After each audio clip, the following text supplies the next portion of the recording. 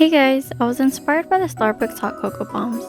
So I made over 60 hot cocoa bombs for my friends and family to give to Christmas in my hometown. I am not a professional and this is my first time making these, especially this much. I just wanted to document myself making 60 hot cocoa bombs and share my experience with you guys how I made them. I had already started making a few of them before I realized I should have been recording from the start, so my chocolate has already been melting for a while now. The way I made my hot cocoa bombs, I just cut a slit down the cup, then added tape on top so the chocolate wouldn't leak through or I end up touching where I cut it and it opens up again. I bought these little cups at Walmart. I've seen people use the paper cup ones, but I couldn't find any, so I'm just using the plastic one that is usually used for mouthwash. I do a couple of taps while turning the cup around to make sure the chocolate is applied evenly around and on the bottom of the cup. Then I put it into the freezer for the chocolate to harden up a bit. Once it was hardened, I applied an extra layer of chocolate inside just in case the chocolate was too thin when it was time to take it out. As I applied the melted chocolate inside, I also added the hot cocoa mix into the cup and covered the mix with more melted chocolate on top. The hot cocoa mix is a pre-mixed and individually packaged ones you can find at the stores. I just bought a big box from Costco that was a 50 pack, then I had to buy some more at Walmart to make the extra 10 for all 60 hot cocoa bombs.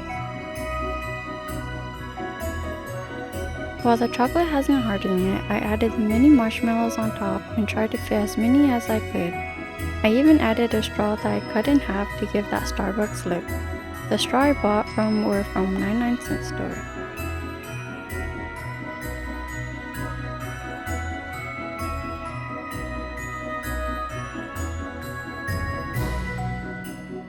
Then I just popped them back into the freezer for the chocolate to harden.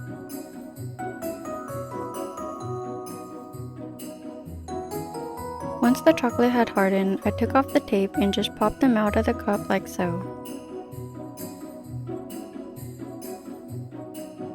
The way I packaged my hot cocoa bombs, I just added the mini cupcake liners on the bottom of the cups, and then I put them in a clear cellophane bag I had bought from Walmart.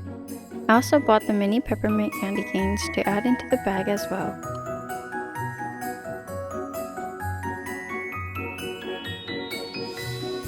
I wasn't sure what I was going to use to tie the bag up, but I found some twine-like yarn I had bought from the Dollar Tree to use and tie a bow on top. I can't remember what chocolate I started off with, but I did use 3 different chocolate, and I found that they all froze differently. Some came off the cup easier than others once hardened, and the other one was a little more fragile because the chocolate was very thin when melted and applied, which took an extra layer of chocolate and double freezing before adding into the hot cocoa mix and popping them out of the cup.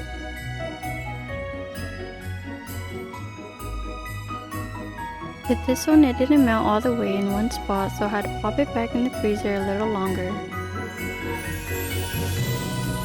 It took a little bit longer for this chocolate to melt because it was a bit thicker, but I bought this from Trader Joe's and this is my personal favorite chocolate and it hardened the best in my opinion. I like to pour each pack of the hot cocoa mix into the mini cup so it's easier to pour into the chocolate bombs when I need it.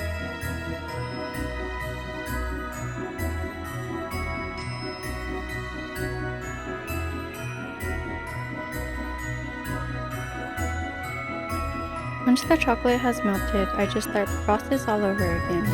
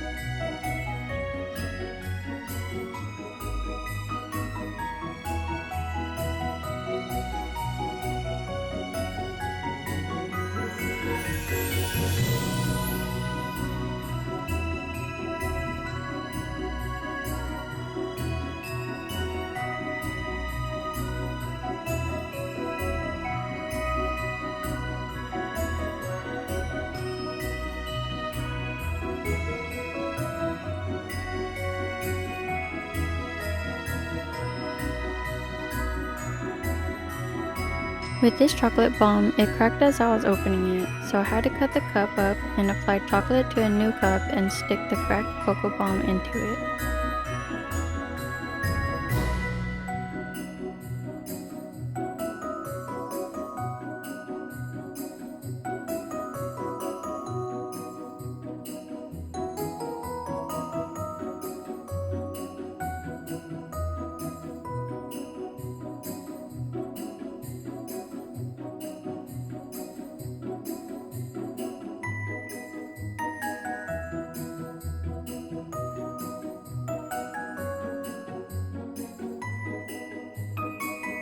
Since I was running out of dark chocolate, I opened my candy melter that is split in half to put the chocolate into it because I was going to use a white chocolate this time. But I ended up just washing the single one and used that instead.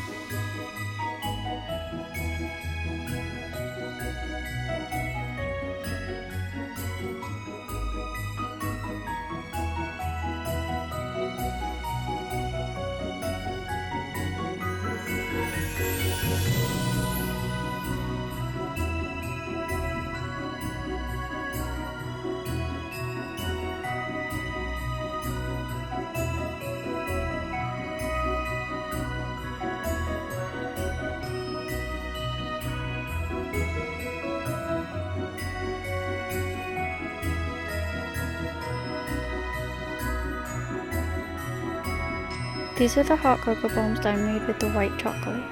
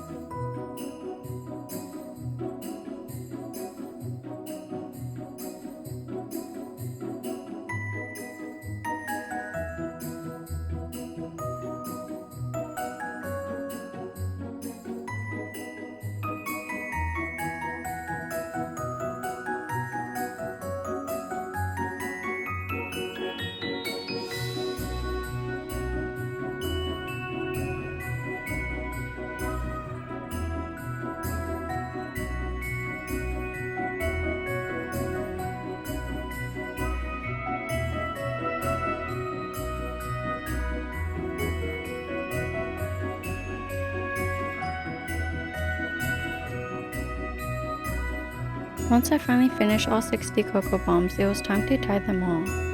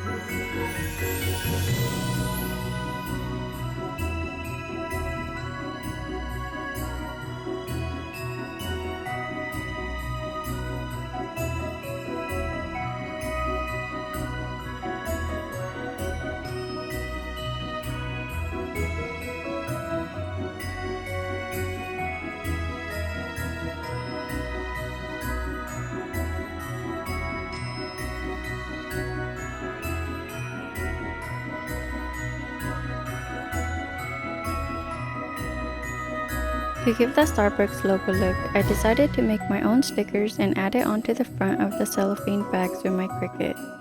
I went to Canva and made my own design, then had Cricut cut it out into a circle that said Merry Christmas, Hot Cocoa from the Bing family.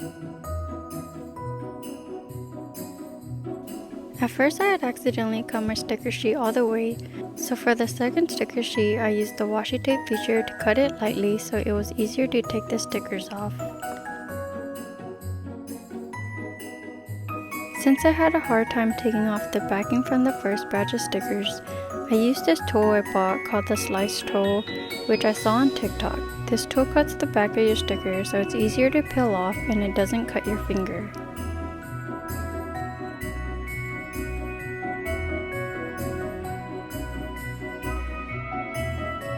Then I just apply the stickers onto the hot cocoa bombs.